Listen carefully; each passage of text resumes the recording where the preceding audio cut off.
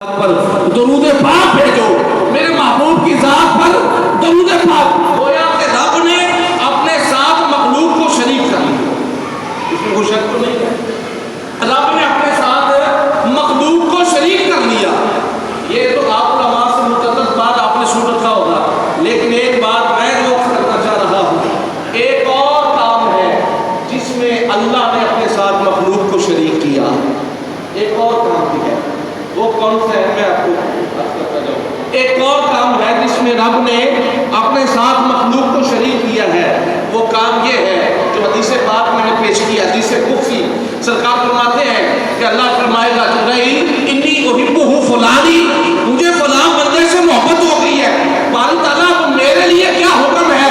رب فرماتا ہے جبرائیل جاؤ زمین پر چلے جاؤ، میرے جس بندے سے محبت کی ہے، مجھ کو جس بندے سے محبت ہوئی ہے، باری تعالیٰ میرے لیے حکم کیا ہے؟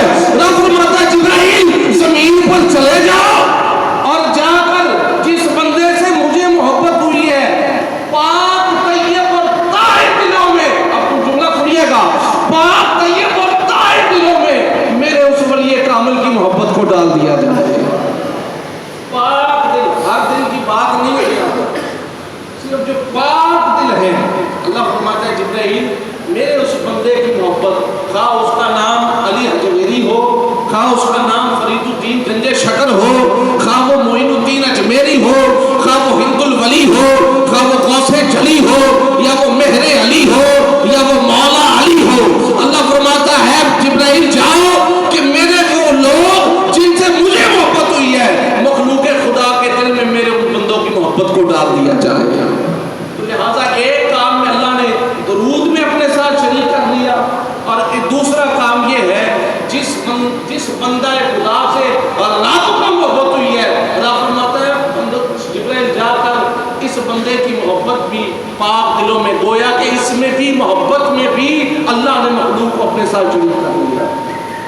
تو بات یہ تھی یہاں پر چلی کہ حضرت داتا گنج بخش علی حجویری رحمۃ اللہ تعالیٰ علیہ یہ وہ لوگ ہیں جنہوں نے رب کو راضی کیا۔ دیکھیں ہم اہل محبت ہیں، ہمارا عقیدہ محبت ہے، ہمارا پیغام محبت ہے، ہمارے صوفیاء کا پیغام محبت ہے، اور یہی وجہ تھی سرکار دو عالم صلی اللہ علیہ وسلم۔ آپ دیکھ لیں، میں چھوٹی سی مثال یہاں پر کوٹ کرتا جاؤں، جب آقا علیہ السلام وادی طائف میں تشریف لے کر گئے، اس وقت آن دیٹ اوکیزن گاڈ سے جب آپ پر پتھر برسائے گئے، گاڈ سے جو Muhammad if you said I will destroy them, وہ محمد اگر آپ کہیں تو اب ان کفار کو تباہ و برباد نیست و نابود کر دے، but our holy prophet replied, oh my dear God, show them the right path, they do not recognize me, اللہ انہیں سیدھا راستہ دکھا، یہ مجھے نہیں جانتے، لیکن مولا ان میں سے لوگ پیدا ہوں گے، ان میں سے لوگ آئیں گے جو مجھ محمد کا کلمہ پڑھنے والے بھی ہوں گے، مجھ پر ایمان ڈالنے والے بھی ہوں گے۔ تو کیا تھا سرکار دو عالم صلی اللہ علیہ وسلم نے اپنے کردار کے ذریعے سے، اپنے کردار کے، اسلام جو پہلا ہے وہ تلوار کی زور پر نہیں پھیلا ہے، سرکار نے اپنا کردار پیش کیا ہے۔ بولیے کیا پیش کیا ہے؟ بولے ذرا کیا پیش کیا ہے؟ اپنا کردار، کریکٹر پیش کیا ہے، اور یہ وہ کردار تھا جسے دیکھ کر لوگ تک جو کشاں کشاں چلے آتے، اور جو رسول اللہ کے چہرہ مبارک کو دیکھ لیتا وہ پھر بے ساختہ ہو کر رسول خدا صلی اللہ علیہ وسلم پر ایمان لے آتا۔ اور اسی طریقہ کار کو اپناتے ہوئے ہمارے یہ جو صوفیاء ہیں، ہمارے جو بزرگان دین ہیں، انہوں نے اسی کردار کو اپنایا ہے، اسی کریکٹر کو اپنایا ہے۔ انہوں نے کوئی بینک بیلنس میں جائیدادیں، پراپرٹیاں نہیں بنائیں، لیکن کیا تھا؟ رب کی رضا پر راضی رہے، ساری زندگی اپنے رب کو راضی کیا۔ دیکھیں اللہ رب العالمین ہر ایک کی سنتا ہے۔ رب فرماتا ہے نحن اقرب الیہ من حبل الورید، اے بندے میں تیری شہادت سے بھی زیادہ قریب، شہادت سے بھی زیادہ قریب ہوں۔ اللہ ہر ایک کی سنتا ہے، لیکن سنیں جو رب کے خاص بنتے ہیں اللہ ان کی سنتا بھی بطور خاص ہے۔ جو اللہ رب العالمین کے مقربین ہیں اللہ ان کی سنتا بھی بطور خاص ہے۔ وہ کہتے ہیں نا حضور صلی اللہ علیہ وسلم چراغ گولڈا نے فرمایا تھا اس کو نہ چھوڑ سکے کبھی رنجو بدا کے ہاتھ، اٹھے ہیں جس کے حق میں رسول خدا کے ہاتھ۔ تو ان کی دعا نہ کبھی عرش سے ملول ہوئی، ادھر زبان سے نکلی ادھر قبول ہوئی۔ یہ وہ لوگ ہیں جنہوں نے اپنی پوری زندگی میں رب کو راضی کیا. بولیے کس کو راضی کیا ہے؟ رب کو راضی کیا ہے. اور یہی وجہ تھی کہ اللہ نے پھر وہ مقام ایسا عطا فرمایا, ایسا مقام. حضرت دادا صاحب رحمۃ اللہ تعالیٰ علیہ علی حجویری نور اللہ مرتضیٰ, آپ یہاں پر راوی کے کنارے تشریف فرما تھے, اللہ کا ذکر کر رہے تھے.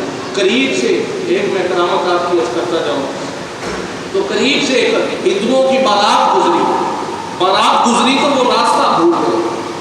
راستہ بھولے تو انہوں نے دیکھا کہ ایک مرد خدا بس درویش کامل بیٹھا ہے, اللہ کا ذکر کر رہا ہے. تو کہا بابا جی ہم راستہ بھول گئے ہیں, تو ہم نے فلاں جگہ جانا ہے, راستہ بتا دیں.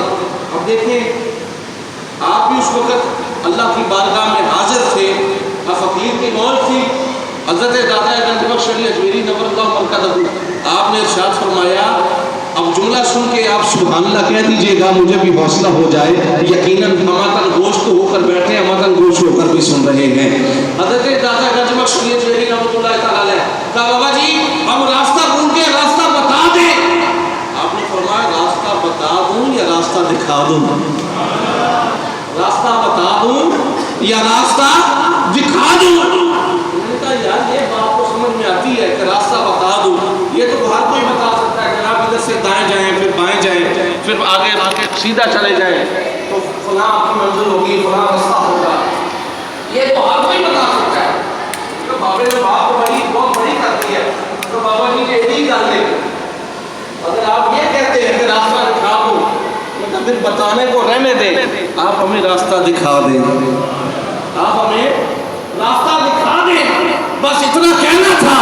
آپ نے فرمایا سر اٹھاؤ, وہ سامنے دیکھو, پھر ایک چلمن ہلا, ایک نقاب اٹھا. اس سے پہلے چشم فلک نے وہ نظارہ نہ دیکھا تھا, وہ ساری کی ساری ہندوؤں کی بارات. جب آپ نے فرمایا وہ سامنے دیکھو, تو جب سامنے دیکھنا تھا تو مصطفیٰ کریم کی زیارت کروا دی تھی, سرکار کی زیارت کروا دی. آپ نے فرمایا میں تو صرف ایک ہی راستے کو جانتا ہوں جو یہ راستہ ہے, مکین گنبد خضرا کا راستہ. میں اس کے علاوہ اور کسی راستے کو, بس جب اتنا دیکھنا تھا تو پوری کی پوری ہندوؤں کی بارات آپ کے قدموں میں گری اور انہوں نے پڑھا لا الہ الا اللہ محمد الرسول اللہ. یہ کہاں ہے جی؟ تو یہ وہ لوگ ہیں جنہوں نے رب کو راضی کیا اور پھر اللہ نے انہیں یہ مقام عطا فرمایا. یہ مقام ایسے نہیں مل جاتے, یہ مقام ایسے نہیں مل جاتے. یہ اللہ رب العالمین کو انہوں نے اپنی زندگی میں راضی کیا ہوتا ہے رب کی رضا کے لیے. اور پھر دیکھیں آج کل کے جس دور میں ہم جی رہے ہیں, سب سے پہلی بات تو یہ ہے سرکار دو عالم, یہ ہمارا عقیدہ اور ایمان ہونا چاہیے کہ یہ کائنات بنی تو سرکار دو عالم صلی اللہ علیہ وسلم کی ذات پاک ہے. یہ کائنات بنائی گئی تو سرکار کی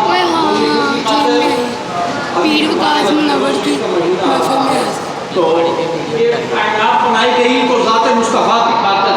بلکہ میں تھوڑا سا یہاں پر ایڈ کرتا جاؤں, حضرت آدم علیہ السلام انبیاء کرام اگر کائنات میں جلوہ ہوئے, میں یہاں پر حدیث پاک پیش کرتا جاؤں. اللہ فرماتا ہے, حدیث قدسی ہے, اللہ فرماتا ہے لولا کلمہ اذات الربوبیہ, اے پیارے اگر آپ کی ذات کو کائنات میں بھیجنا مقصود نہ ہوتا, اگر آپ کی ذات کو کائنات میں بھیجنا مقصود نہ ہوتا زمین و آسمان کو کیا, اللہ فرماتا ہے میں اپنا رب ہونا بھی ظاہر نہ کرتا, اپنا بولیے کیا رب ہونا بھی ظاہر نہ کرتا. لولا کلمہ اذات الربوبیہ, میں اپنا رب ہونا بھی ظاہر نہ کرتا. اگر کائنات بنائی گئی تو ذات مصطفیٰ کی خاطر, انبیاء کرام اس کائنات میں جلوہ گر ہوئے تو ذات مصطفیٰ کی خاطر. بلکہ حضرت آدم علیہ السلام آپ کی باری آئی نا تو اللہ نے فرمایا پیارے آدم دنیا میں جانا پڑے گا, وہاں دنیا کو آباد کرنا پڑے گا.